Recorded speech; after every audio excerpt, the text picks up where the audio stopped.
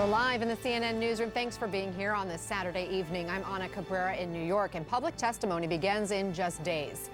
We still don't know the full lineup. Already, so many key players have refused to testify in the impeachment inquiry, saying no to a formal subpoena from the United States Congress, the most prominent being the acting White House Chief of Staff, Mick Mulvaney. He was ordered to testify on Friday, and he just didn't show up. Since then, there's also a couple of other people who haven't been subpoenaed, but whose testimonies have been requested. Republicans want to hear from the whistleblower, whose name and face we still don't know, and former National Security Advisor John Bolton. House Democrats scheduled Bolton to go under oath this past week as well. He said no. Again, he wasn't subpoenaed, but since then, Bolton has made an interesting statement through his lawyer. He says he's got information to share from meetings and conversations that haven't been part of the testimony so far, but he's still not volunteering to come forward. Then today, President Trump dropping a tease of his own, telling reporters there's another transcript from another phone call with the president of Ukraine. He wants everyone to read about it and promises to release that transcript after the Veterans Day holiday. CNN's Jeremy Diamond is here with me. Jeremy, a lot to peel apart here. What are you hearing about this other phone call that we haven't really seen anything about yet? That's right. Well, the president had talked months ago about potentially releasing the transcript of this call, and so it's interesting that we're only seeing him saying this now. Now, as far as what we actually do know about this call, very little. The White House has described this as a brief congratulatory call that happened in April after President Zelensky won a landslide election there. And they'd also mentioned that President Trump did raise issues of corruption. To what extent, we don't actually know. But what we also know is that this was not a call that prompted an enormous degree of concern among intelligence officials or national security officials, something that was very much the case with this July call. So obviously, the timing of this is notable. The impeachment inquiry goes public next week with several rounds of public testimony. And also, despite the president suggesting that this is an effort at transparency, it comes following a week during which his White House instructed White House and administration officials not to testify, not to comply with this House impeachment inquiry. We mentioned Mick Mulvaney being one of those officials, and he's making new moves today, right, to try to keep himself from testifying. That's right. There was already this lawsuit that was filed by the former Deputy National Security Advisor Charles Kupperman, essentially saying, look, the White House is telling me not to comply with this. The House is telling me you've got a subpoena, you got to come forward and testify, asking the courts, the third branch of government, to actually decide this case. And Mick Mulvaney last night, after defying a congressional subpoena to appear, has now joined that very lawsuit. Very interesting because, of course, this is not the course that other White House officials have taken so far.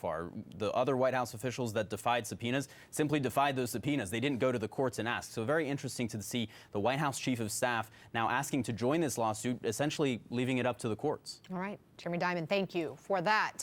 Joining us now to continue the discussion, CNN political commentator and former special assistant to President George W. Bush, Scott Jennings, CNN political commentator and former GOP Congressional Communications Director Tara Setmayer, and former House GOP Investigative Counsel Sophia Nelson. She's also the author of this book, E Pluribus One, Reclaiming Our Founders' Vision for a United America. Thank you all for being here. Sophia, I'll start with you. You've got two witnesses directly tying the White House Chief of Staff to this quid pro quo. How significant is that? Well, it's very significant, but I still think more significant, Anna, is that Mick Mulvaney, during his press conference, tied himself to this whole issue, and then he tried to backtrack. I think it's also interesting that he's joined in with Charlie Kupperman on his suit to let the courts decide whether or not he has to respond to a congressional subpoena or whether or not he can cover under executive privilege. So I think that as the hearings begin this week, as they come up, I think that Bill Taylor's testimony is going to be riveting, as well as the others, and I think that the public's going to begin to really tune into this. So I think this is all very significant. Scott, you've worked in a White House, as we mentioned. Can you possibly imagine the Chief of Staff running an entire foreign policy campaign without the president's knowledge? No, I cannot imagine that, and I assume that that would not be the case in any decision that was being made like this. Mulvaney's in an interesting position. I was in a position back during my years working for President George W. Bush. I received a subpoena from the Senate Judiciary Committee once, and I described it when I appeared before Congress as being between a Scylla and a Charybdis. On the one hand, you had the president who was directing me to invoke executive privilege on certain matters, and on the other hand, you had Congress demanding testimony. I ended up showing up and answering some questions and invoking privilege on others. Other White House staffers did not come at all, and so it was an interesting moment because when you work for the president, there are certain equities that the executive branch has and certain privileges that have to be respected so that you have separation of power. So I'm interested to see how the courts end up treating Mulvaney. Now, he's at the highest rung of the White House staff list, and traditionally those people are given the most latitude on privilege. So it'd be interesting to see exactly how they're treated in the confines of an impeachment inquiry. Yeah, should the courts end up making a decision on this, because Congress is essentially saying we're moving on without those testimonies at this point. And now we have congressional Republicans, Tara, who have released a list of witnesses they would like to see testify. And as you see here, Hunter Biden is on that list, the son of Joe Biden, also the whistleblower's sources, and even a former Fusion GPS contractor. Democratic Congressman Adam Schiff, he responded because he is the chairman of the Intelligence Committee, which is leading this inquiry. He says this: the inquiry will not serve as a vehicle to undertake the same sham investigations into the Bidens or 2016. Tara, is this just an effort by Republicans to try to muddy the waters? Of course it is. What else are they going to debate? They can't debate the substance of it. You've had half a dozen White House officials come forward and admit that there was a quid pro quo. It's actually more than just a quid pro quo. At this point, the president has abused his power.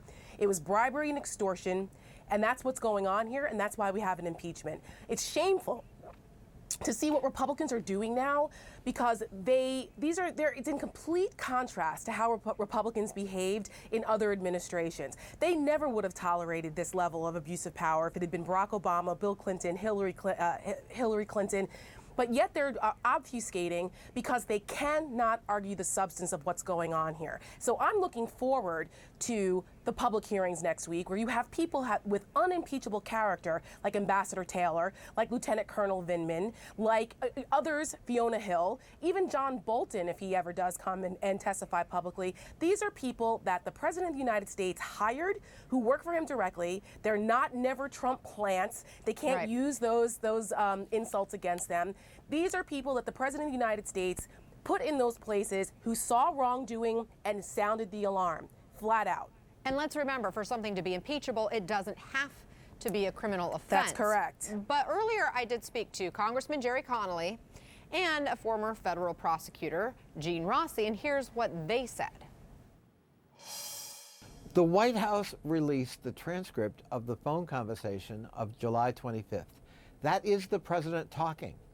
And by the way, witnessed by one of our witnesses, Colonel Vindman, who was on the call and heard the same thing the transcript reflects.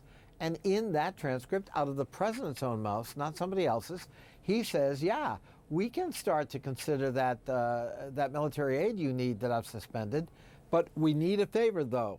We need a favor first, though. That's extortion. He mentioned extortion. I agree with him. But what you also have here, Anna, is textbook bribery. 18 U.S.C. 201. It fits all the elements of a bribery scheme. So let me bring in our legal expert of this group, Sophia. I set it up Bribery for you. and extortion. I know, you mentioned it too, Tara. Sophia, would you go that far, though? Absolutely 100% correct. My biggest concern right now is the whistleblower and the fact that we have a federal act, the Whistleblower Act of 1989, which, as I said on previous programs, dates back in this republic to 1778, when the Continental Congress passed a resolution protecting whistleblowers, as it were. So it is very important that we stop using quid pro quo and start using extortion, threatening, subtly, but threatening, and bribery, and we start using big words, adult words, grown-up words that everybody can understand in the public, because that's exactly what happened. If I say to my 17-year-old niece, I'm going to give you X, but I need something, though, it means you got to give me something for me to give you something. She understands that at 17. So how come we're going to act dumb and act like the president didn't know exactly what he was doing? He knew what he was doing. Well, the president was at the Alabama-Louisiana game in Tuscaloosa, Alabama today, and here's how he was received. Listen.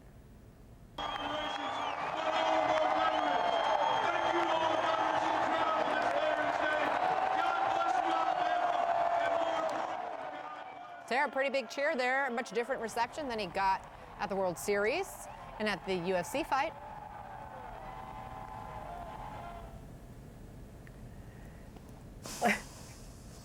Oh, I don't know if you heard me, Tara. I was coming that to was you to me. with that. I'm sorry. Yeah, I mean, it was interesting to see because we've been watching him at these other sporting events, and he's been booed. But he received a lot of cheers today. I mean, of course, he was in Louisiana or Alabama, wherever he was in the South, and he was won Alabama. those states. It was Alabama, right? Yeah. So he won that state by double digits. That was what he was going to get. I just think that this is a sick desire for his need to be adored, and it's just sad to me. I just want to pick up on something that Sophia said when she was talking about the whistleblower. These Republicans should be ashamed of themselves for trying to out this whistleblower. This is just nothing but a distraction. This is not about corruption, and this is not about corruption in Ukraine. We already know that the president's intent was corrupt. Why? Because the Congress passed this military aid in September of last year. They go through an investigative process mandated by statute to make sure that the Ukraine is in fact living up to their anti-corruption mantra, which they've been trying to do. The Pentagon determined after that investigation that yes, Ukraine was worthy of having this military aid released in May. So this nonsense about that it was all about worrying about corruption is BS, because our government already did its due diligence to make sure that Ukraine was worthy of getting that military aid. The president held it up because he wanted dirt on Biden. Okay, so but the bottom that's line important here for people to know. I think you made your point. And I think the other piece, though, is the politics of this, right? Because Republicans are not breaking from this president. And I mean, another sign of just how tied Republicans are and how much they seem to think they need this president was what we heard from Jeff Sessions this week. I mean, he was, coming out, entering the primary in Alabama. And by the way, if you go back to that video of the president at the game, if you happen to zoom in there, that guy who is circled is actually a Jeff Sessions primary opponent. His name's Bradley Byrne. He was in the box with the president today. But this was just days after Sessions went out and said this. When I left President Trump's cabinet, did I write a tell-all book? No. Did I go on CNN and attack the president? Nope. Have I said a cross word about our president? Not one time. And I'll tell you why. First, that would be dishonorable. I was there to serve his agenda, not mine. Scott, how do you see this one playing out? Well, this is an interesting race for Republicans. It's the only race on the board in 2020 where they have a legitimate chance to pick off a Democrat, Doug Jones, who won the Senate seat, of course, last time around. And so Sessions' entry into this primary, though, has really scrambled the deck, because there's a concern among Republicans that if Sessions were to somehow get the nomination, then Doug Jones might just run commercials for the entirety of the general election of clips of Donald Trump slamming Jeff Sessions. And as you heard in the cheering there in the stadium, I don't think that would go over very well with the people of Alabama to be reminded that President Trump doesn't like Jeff Sessions. So one thing Republicans are looking out for here is, will Donald Trump wade into this primary and remind people in Alabama that he no longer likes Jeff Sessions, that he prefers somebody else? Do I mean, you the think he reality is should almost weigh in? anyone else in this primary could win the general election as long as Donald Trump is with them. And so what Republicans want to do here is nominate someone the president likes, who can then probably coast, frankly, to victory in November. So do you Sad think commentary. Jeff Sessions should not be one of those people who are going for the primary? I'm sorry, what was the first part of that question, Anna? Are you saying then Jeff Sessions shouldn't be in the primary? Oh, well, I'm concerned about the Sessions candidacy, because if he were to win the primary, I think Doug Jones could possibly defeat him on the strength of what Donald Trump has already said about Jeff Sessions heretofore. And so, in my opinion, the cleanest way for Republicans to resolve this primary is to nominate somebody that supports the president's agenda, that hasn't gotten on the president's bad side, and frankly, that's all you need to win the general election in Alabama. So I would prefer a non-controversial candidate.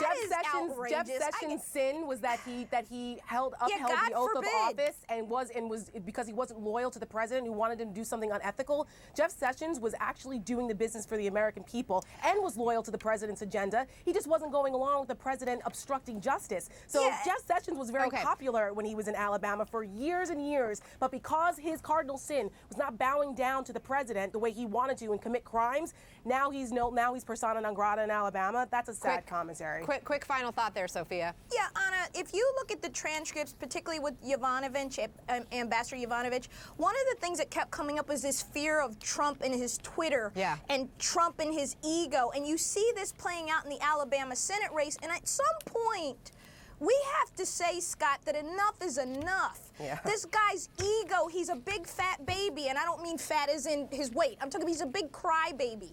And it needs to stop. And Republicans need to find their courage and find the Margaret Chase Smith in themselves and rise up and put a stop to this. Sophia It's out of Nelson, control. Scott I might Jennings, respond to and that. Tara Look- Setmire. I gotta go. I'm sorry. It's already gone over. right. We got other guests waiting for us today. Thank you both, all three of you, Scott, Tara, and Sophia. I appreciate it. As the Republican lawmakers and the White House try to spin the damning testimony this week in the impeachment inquiry, we'll take a look at the different ways they're bending themselves to defend the president's actions. That's next.